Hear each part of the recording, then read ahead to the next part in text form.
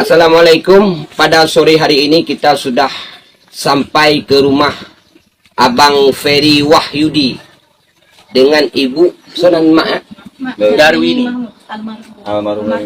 Darwini almarhum Darwini Mahmud.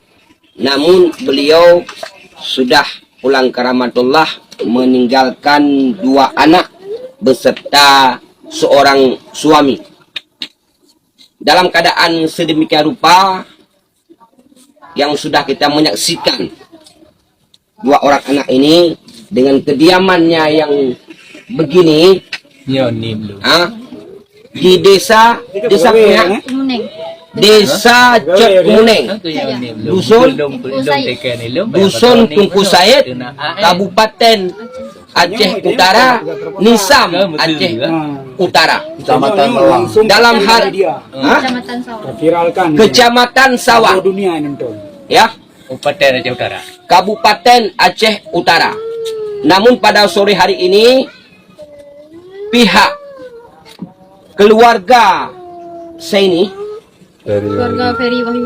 keluarga Ferry Wahyudi dengan anak ini berdua sangat memohon bantuan kepada pihak pemerintah Aceh, khususnya Aceh Utara, yang pada saat ini dengan rumah sudah sangat lagi-lagi bocor.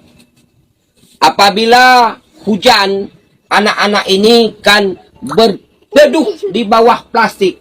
Mari kita lihat. Ini tempat tidurnya.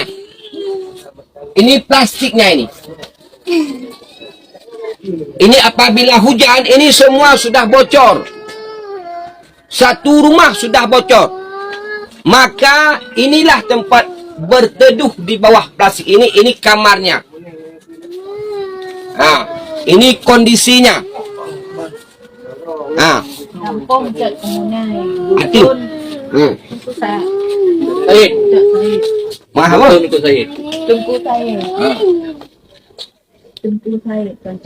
ini semua dindingnya dilapiskan dengan tupas bambu.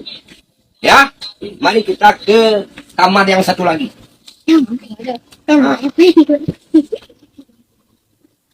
Semuanya sudah bocor. Jadi kepada pihak pemerintah Aceh Utara, pada saat ini yang kita sanjung-sanjungkan sebagai kota petrodolar, tolong diperhatikan kepada masyarakat yang memang sangat membutuhkan pada saat ini rumah yang seala kadar ataupun yang layak huni ataupun rumah rehab. Dikarenakan dalam rumah ini mempunyai 2 anak, namun ibunya sudah meninggal.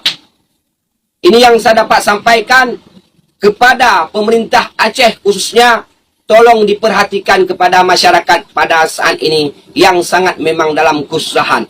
Baik, terima kasih.